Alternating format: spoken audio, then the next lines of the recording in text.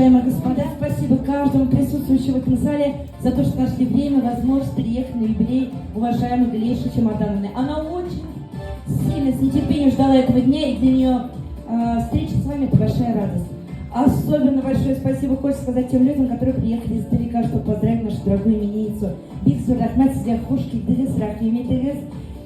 Встречаем вас на благодатной татарстанской земле. Биксу Рахмат Сидя. Дорогие друзья, лучезарные улыбки на лице. Вам идет ваша улыбка. Как вас зовут? Ой, Эдуард, вам очень идет ваша улыбка.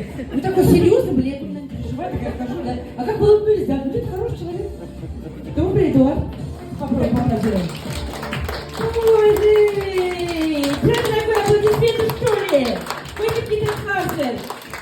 Вы понимаете? И это тоже не годится. Для любого другого человека, пожалуйста. Но не ты, Галиша Чемодановна, ведь тут надо, чтобы